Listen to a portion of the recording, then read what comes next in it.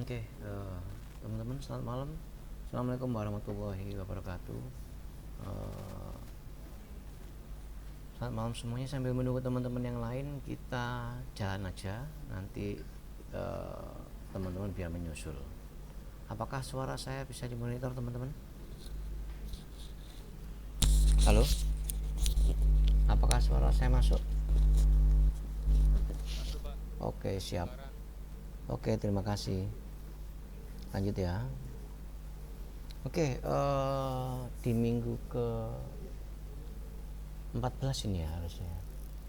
Minggu 14 kita ngomong tentang metrik perangkat lunak. Apa itu metrik perangkat lunak? Nanti teman-teman akan lihat. Capaian pembelajaran di minggu 14 adalah mahasiswa mampu mengukur hasil pengujian.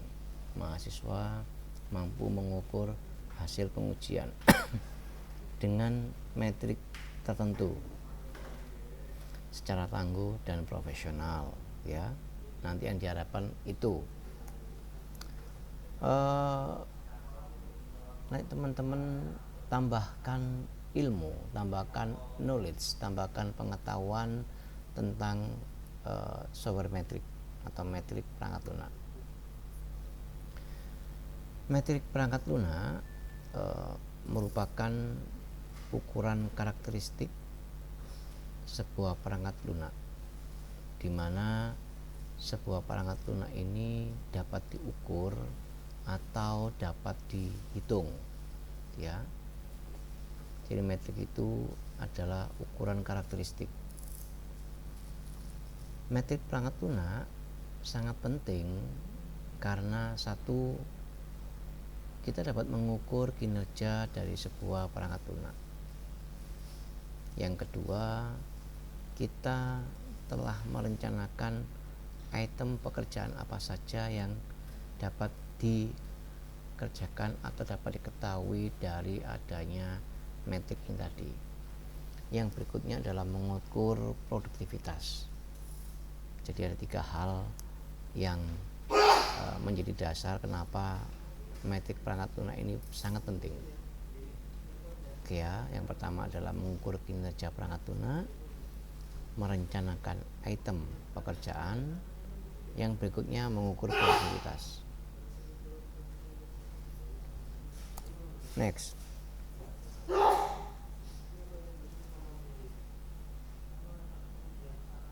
Dengan adanya metrik perangkat lunak itu, tujuan dari adanya metrik tersebut adalah sebagai tempat untuk pelacakan. Kenapa sih kok kita melakukan atau mengetahui atau mengukur sebuah metrik perangkat lunak? Yang pertama adalah untuk menentukan kualitas produk atau proses yang ada pada sebuah perangkat lunak saat ini. Yang berikutnya, yang kedua adalah meningkatkan kualitas perangkat lunak. Yang ketiga adalah memprediksi kualitas setelah proyek pengembangan perangkat lunak tersebut selesai. Nah, teman-teman coba dicek kembali perkembangan teman-teman mas mbak atau kakak-kakak kelas yang sudah lulus saat ini di tahun 2021-2022 ya. Di tahun 2021-2022 itu mahasiswa informatika sudah mulai bisa menentukan atau bisa memahami bagaimana membuat laporan skripsi yang baik dan benar, terutama untuk menjelaskan bab 3 dan bab 4-nya. Saya pernah bilang bahwasannya yang paling susah itu ada di bab 1 sama bab 2. Karena di bab 1 bab 2 itu setiap apa yang kita omongkan harus ada rujukan atau citasinya. Sedangkan bab 3 dan bab 4 itu adalah apa yang kita kerjakan. Di bab 3 itu kita melakukan apa yang kita kerjakan, metodologinya kita siapin, kita ngomong, dan salah satunya itu adalah adanya pengukuran perangkat lunak. Pengukuran perangkat lunak yang dimaksud itu apa, Pak? Mas, di RPL ini banyak hal yang bisa dilakukan, tetapi pada dasarnya kalau kita mengukurnya melalui atau menggunakan aturan dari ISO 9126, jadi ada ISO 9126 di mana mereka memiliki 6 faktor. Faktor pertama functionality yang diukur itu, lalu usability, efisiensi, portability, security, sama maintainability. Jadi ada 6. Nah, functionality, efisiensi, usability, portability, apalagi efisiensi, portability, lalu maintainability, security, itu 6 hal yang perlu diukur kalau teman-teman betul-betul ingin mengetahui kualitas perangkat lunak yang teman-teman kembangkan nantinya. Tetapi biasanya mahasiswa kita dengan bahwasanya asumsi skripsi itu cuma 6 bulan, terus mengerjakan proyeknya, membuat programnya, lalu mengimplementasikan kepada pihak customer, terus diimplementasikan ke end user. Biasanya yang diukur oleh anak-anak atau teman-temanmu itu yang pertama functionality, lalu usability, portability, dan efisiensi. 4 faktor ini yang biasanya sering dilakukan pengukuran oleh teman-teman Mas Mbak sekalian. Nah, kenapa sih Pak kok kita melakukan pengukuran itu? Seringkali mahasiswa saat skripsi itu begini, bunyinya begini, dulu ya, aplikasi yang dikembangkan telah dapat membantu gitu. Bunyinya, aplikasi yang dikembangkan telah dapat membantu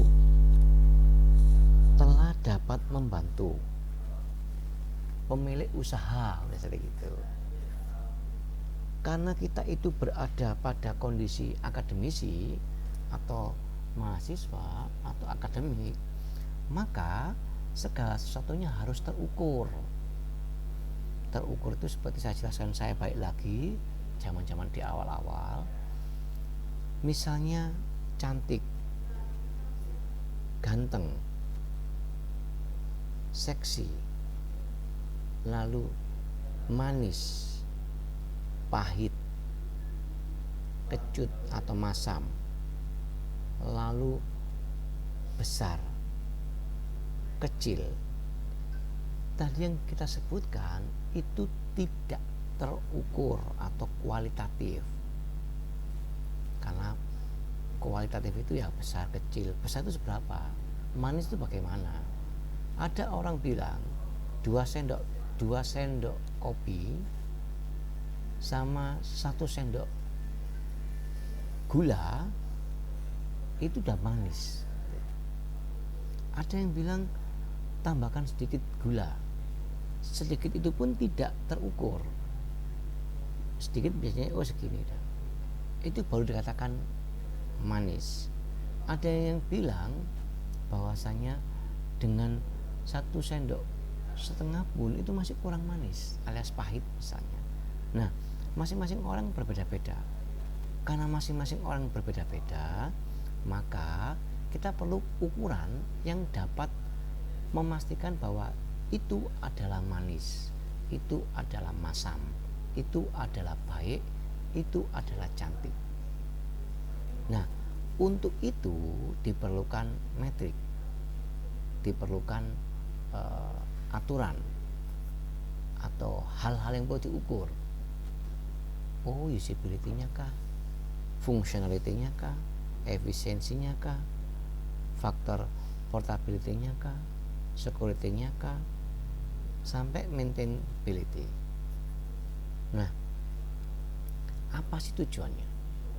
Kalau teman-teman mengukur ke-6 faktor dari ISO 9126, maka teman-teman bisa mengatakan bahwa kualitas perangkat lunak yang dikembangkan itu baik, sangat baik gitu ya. Kenapa? Karena ngomongnya kualitas ke-6-6-nya diukur. Tetapi kalau teman-teman cuma mengukur 2 faktor atau 3 faktor atau 4 faktor dari ISO 9126, maka teman-teman tidak bisa mengomongkan bahwa kualitas perangkat lunak teman-teman baik. Yang bisa dikatakan adalah bahwa fungsi dari aplikasi itu secara fungsionalitas telah berjalan dengan sangat baik. Misalnya kalau nilainya sekian sampai sekian, kalau sekian sampai sekian bunyinya baik. Jadi ngomongnya aplikasi telah diukur berdasarkan ISO 9126 dengan faktor functionality, usability, portability, sama efisiensi. Ditambahkan lagi untuk faktor functionality, aplikasi mendapatkan nilai sebesar gitu ngomongnya 78,8%, yang berarti baik. Artinya bahwa aplikasi telah berfungsi dengan baik. Bunyinya gitu. Kalau usability, untuk faktor usability atau kebergunaan dari pada ISO 9126 untuk aplikasi XYZ mendapatkan nilai misalnya 82,5%, yang berarti aplikasi itu sangat berguna. Usable kan usability, sangat berguna. Terus coba yang lainnya. Jadi sebutin per faktornya, tidak boleh dikatakan global. Oke ya, dan tidak bisa dirata-rata, tidak boleh, karena itu kan beda faktor. Kan kalau semuanya baru bisa dirata-rata. Kita ngomong rata-rata cuman satu bagian tertentu. Terus, nah dengan begitu maka otomatis kualitas perangkat lunak kita itu ketahuan. Oh berarti ini sudah sangat bagus, ini bagus, ini hebat, ini tidak hebat. Hanya saja teman-teman baik lagi, pengujian secara manual yang berbasiskan survei itu ada kendala. Kendalanya apa? Karena itu yang nilai adalah manusia. Manusia itu masih ada campur tangan dari hati, pikiran, atau suka dan nggak suka gitu. Sehingga hasilnya ini bisa jadi kurang betul saat teman-teman tidak jujur gitu ya. Makanya selalu saya bilang, misalnya Mas Ponco mengerjakan aplikasi untuk Sakinah gitu ya kan, Mas Ponco mengerjakan aplikasi untuk Sakinah tuh. Ternyata yang disurvei itu bosnya Sakinah ternyata temannya Mas Ponco sendiri gitu, teman SMA misalnya. Nah saat Mas Ponco itu survei, temennya itu memberikan nilai nggak fair. Nilai nggak fair itu karena temenku kasihan Ponco nanti tak baik-baikin aja gitu ya. Ini nilai baik itu. Nah itu akhirnya menjadi kendala. Makanya kenapa saat uji atau saat saya survei, saya wanti-wanti ke Mas Ponco untuk tidak ada konflik of interest, entah itu teman SMP, teman SMA, pacar, kakak, adik dan sebagainya. Karena saat ngomongnya adalah konflik of interest, maka yang ditakutkan adalah penilaiannya tidak sesuai. Yang seharusnya baik jadi sangat baik, atau yang seharusnya sangat baik menjadi sangat jelek, karena ada faktor konflik of interest di dalam hati. Makanya hati-hati. Nah, sehingga kalau orang-orang ini bisa bertanggung jawab secara penuh, maka hasilnya pasti betul. Seperti dulu saya pernah ngomong, saya pernah menjadi tester untuk aplikasinya UCTV. Di situ saya cerita dengan apa adanya. Saya mengomongkan kelemahan-kelemahan yang ada di dalam aplikasi tersebut. Apa yang kurang tepat, apa yang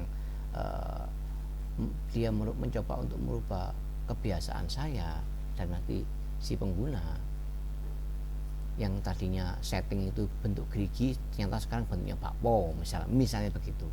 Bakpo itu lope-lope ya. Atau yang seharusnya kalau sudah login makan kayak tanda abu-abu, yang nggak bisa diakses, itu kasih tanda abu-abu sebagai tanda bahwa itu otomatis tidak bisa diakses. Jadi misalnya harga barang saya masukin beras merek koi, double koi atau koi kembar gitu ya, 5 kilo otomatis tak ketik 5 kilo double koi langsung muncul harganya 75.000 otomatis. Nah itu tidak boleh dirubah, itu otomatis, dan itu warnanya abu-abu. Ternyata sama dia tidak dirombak, warnanya jadi putih atau jadi merah gitu. Akhirnya membuat mata kita nggak baik. Nah itu kita obrolkan. Tujuan tester itu seperti itu, menceritakan apa yang ada. Maka saya bilang saat dulu saya ikut lomba dan menjadi game tester, saya pikir jabatan saya jelek.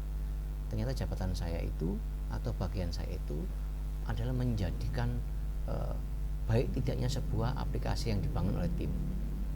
Makanya di situ ada tulisan menentukan kualitas produk, meningkatkan kualitas produk perangkat lunak, lalu memprediksi kualitas setelah proyek dikembangkan. Seperti itu. Nah, metrik perangkat lunak ini atau pengukuran perangkat lunak itu dari sisi manajer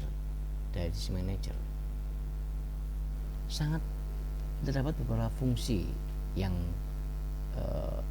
dapat dibantu dengan adanya metrik atau pengukuran perangkat lunak. Yang pertama dari sisi manajer ya, yang pertama adalah meningkatkan laba atas investasi atau biasa yang disebut ROI, return on investment ya. Yang kedua, mengidentifikasi area perbaikan.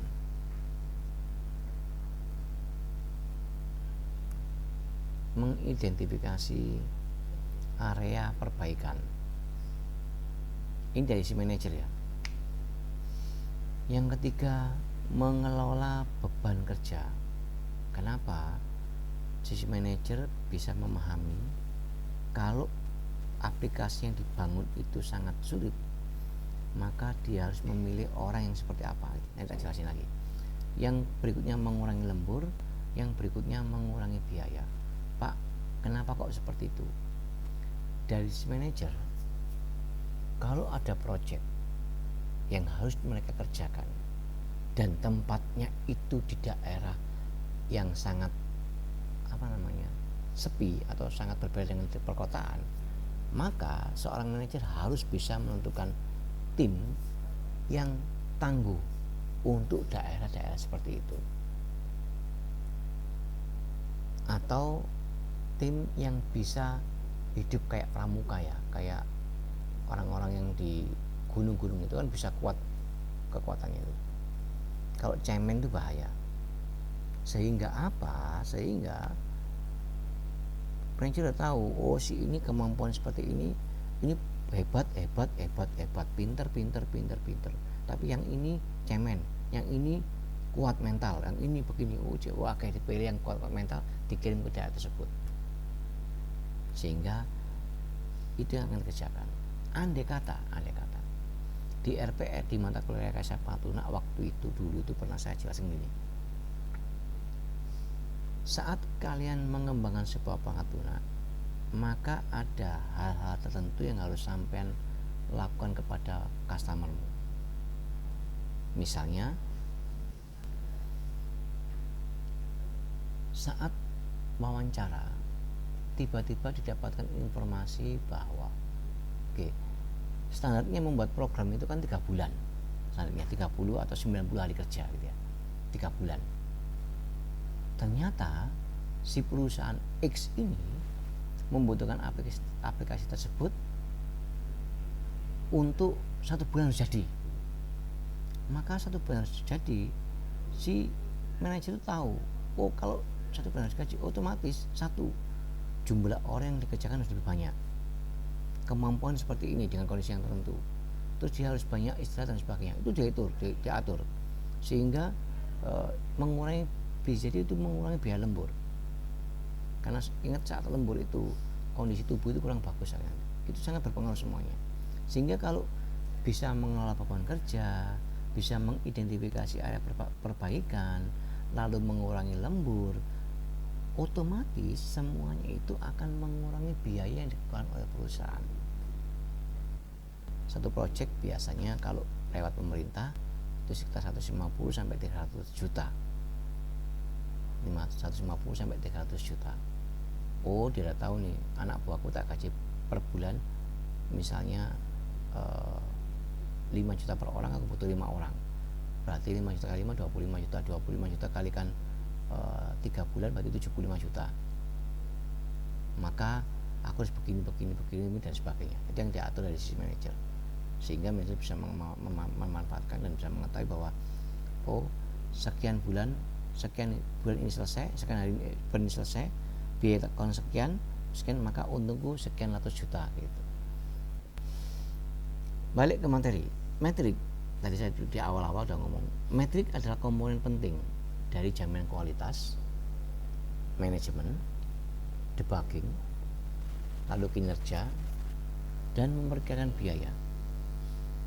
Dan metrik ini berharga baik untuk pengembang maupun pemimpin tim pengembangan. Jadi metrik ini sangat membantu para pengembang atau developer, bahkan pemimpinnya. Metrik perangkat lunak harus memiliki beberapa karakteristik. Yang pertama, sederhana dan dapat dihitung,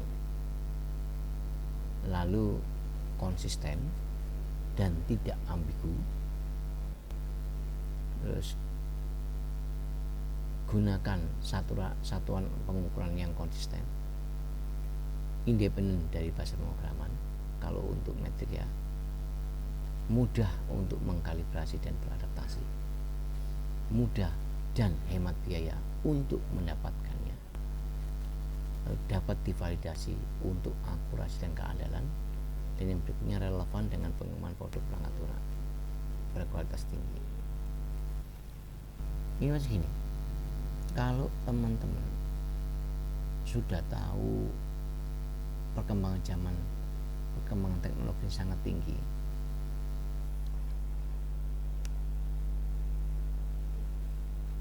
lalu teman-teman itu programmernya kebiasaan pakai HTML, bisa gitu, pakai HTML, terus mereka tidak mau pakai framework misalnya gitu, tidak mau pakai tools yang bisa mempercepat. Kalau untuk skripsi oke, gitu. Tapi kalau untuk sebuah pekerjaan, maka teman-teman mau harus menggunakan tool perangkat lunak tertentu, misalnya pakai framework, misalnya pakai tool membantu untuk pengembangan. Nah itu pakai semua supaya cepat selesai. Kalau udah gitu nggak selesai nanti. Nah ini fokus sekarang, fokus metrik perangkat lunak. Apa yang difokuskan dari metrik perangkat lunak? Yang pertama, mengurangi baris kode. Yang kedua, mengurangi jumlah bug yang ada atau yang terlaporkan. Yang ketiga, meningkatkan jumlah iterasi perangkat lunak. Yang keempat, mempercepat penyelesaian tugas. Apa yang dimaksud mengurangi baris kode, Pak? Kalau teman-teman itu fokus kepada metrik, maka teman-teman akan berpikir secara nggak langsung itu logiknya masuk, sehingga baris kodenya pun menjadi semakin terkurangi atau berkurang. Yang berikutnya mengurangi jumlah bug. Kalau ada metrik yang diukur, maka otomatis kemungkinan besar bug yang terjadi itu kecil. Bug itu kesalahan ya. Yang berikutnya meningkatkan jumlah iterasinya ditingkatkan. Yang keempat, mempercepat penyelesaian tugas yang seharusnya begini kerjakan agar bisa selesai secepatnya. Itu metrik, fokus metriknya. Di dalam metrik perangkat lunak ada yang dinamakan size oriented metric atau metrik berorientasi pada ukuran. Fokusnya ada pada ukuran perangkat lunak. Ukurannya berapa kilo, berapa byte, berapa mega, berapa giga gitu ya. Biasanya di size oriented metric ini dinyatakan atau biasanya dalam bentuk LOC atau KLOC. Jadi LOC adalah line of code dan juga kilo line of code. Nah, beberapa hal yang diukur adalah error per kilo line of code, defect per KLOC atau kilo line of code, dan cost per kilo line of code. Kenapa Bapak? Dengan adanya size oriented metric itu pengembang bisa mengukur berapa biaya untuk per kilo line of code-nya atau cost per kilo line of code sudah ada. Defect-nya juga dikurangi. Dia mengetahui ujian jumlahnya begini dan ketahuan. Nah, itu 2, 1, ada 5 metrik perangkat lunak. Yang pertama cyclomatic complexity, yang berikutnya health state metric, yang ketiga function point analysis, yang keempat use case point analysis, dan yang kelima ISO 9126 analysis. Oke, teman-teman sampai di sini adakah pertanyaan? Halo, apakah ada pertanyaan? Halo Mas Raffi, apakah ada pertanyaan? Belum ya? Oke, ada 5 ya metrik perangkat lunak. 1 cyclomatic complexity, health state metric, function point analysis, use case, sama ISO 9126. Fokus metrik perangkat lunak. Yang pertama ada pada produk, yang kedua ada pada proses. Oke, ternyata sudah sampai di sini. Nah, teman-teman, cobalah hari ini mendapatkan contoh dari paper yang berhubungan dengan kelima ini: cyclomatic complexity, health state metric, function point analysis, sama use case point analysis, dan ISO 9126. Teman-teman silakan mencari papernya. Semua mahasiswa mencari paper yang ini semua sama. Harapan saya tidak sama dari satu orang dengan orang yang lain. Cara paling gampang, cek di Google Scholar supaya tahu. Di Google Scholar itu contohnya banyak. Cyclomatic complexity nggak tahu, ambil papernya lalu dibaca, dipahami, ditulis kembali hal-hal yang penting berhubungan dengan cyclomatic complexity untuk paper yang tadi. Begitu juga untuk health state metric, function point analysis, use case point analysis, dan ISO 9126. Apakah ada pertanyaan teman-teman? Yoi, silakan Mas. Ayo Mas Habis. Ya, Mas Rafli dulu aja. Mas Rafli, ayo Mas Rafli, kamu duluan. Ini saya mau tanya. Ya. Apa namanya? Ini Pak Andi lagi share screen atau gimana? Duh. Soalnya di kita muncul. Astagfirullah, gak ngomong ket mangkon bos. Kelupaan saya.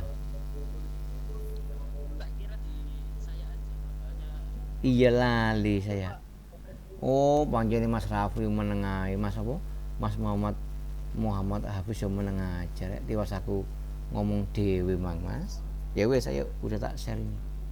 Udah ketahuan. Kadung Mas. Lihat Mang. Enggak apa ada rekaman yang bisa kamu baca, kamu lihat. Iya, wis mari. Ayo ada pertanyaan apa? Apakah ada pertanyaan, Mas? Gak jadi pak, tampilin ini pak. Sun, terima kasih. Lah saya nggak ngomong ket Mang, Pak. Makanya aku nek aku ngajar delok ojo menengahi bos, boleh salah kabeh kowe. Ya apa wis untung kok tak rekam tadi. Ya udah, ada pertanyaan enggak? Ini nanti tak upload di YouTube, kamu akses ya. Nek kurang jelas. Materi tak share di grupmu. Iya. Gitu ya. Jadi masing-masing individu mendapatkan satu paper ini semua. Yang dapatnya ini terserah mau pakai yang mana. Harapan saya tidak sama biar nanti buatnya laporan ini apa lebih beda-beda, hasilnya dapat bagus gitu ya. Oke, cukup apakah Nyari papernya lewat satu-satu ya. lewat sekolah aja, lewat Google Scholar. Gini lewat begini biasanya. Kalau saya paling gampang lewat Scholar. Papernya ini satu paper atau gimana? Satu orang satu paper, satu orang 5 paper, satu orang 5 paper. Paper semua itu cari semua, psikometrik, L-state metric, function point, semua. Iya. Jadi kalau kamu betul satu orang satu orang satu paper per metriknya. Jadi kalau saya mau tanya siklometrik itu siklomatik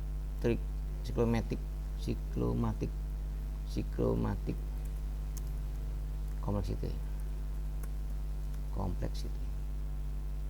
ya di Google Scholar aja kan banyak toh, tinggal tahunnya di ring, misalnya mau tahun berapa, oh saya mau tahun 1990 misalnya sampai 1900 sampai 2000 gitu ya apa di search aja nanti kan banyak tuh ini. Nah mungkin ketahuan nanti banyak loh, ada banyak semua gitu ya. Ayo ada pertanyaan apa lagi? Jadi masing-masing individu ngerjain 5 ini. Masing-masing individu kalau ini ada ini yang dikerjakan semuanya. Ini misalnya Mas Hafiz, ini Mas Rafli gitu ya, ini Mas Adit, ini Mas Ponco, semuanya mengerjakan ini semuanya. Ini semua dikerjakan. Ada pertanyaan teman-teman? Halo? Apakah ada pertanyaan? Gak ada pak. Udah sih. Cukup ya? Cukup pak. Oke. Jika cukup, saya akhiri perkuliahan minggu ke-14. Silakan mengerjakan, masih ada waktu. Pelan-pelan dikumpulkan hari Rabu jam 23.59. Oke ya. Tak taruh di ini ya, taruh di classroom ya. Oke, terima kasih teman-teman semuanya. Selamat malam. Assalamualaikum warahmatullahi wabarakatuh.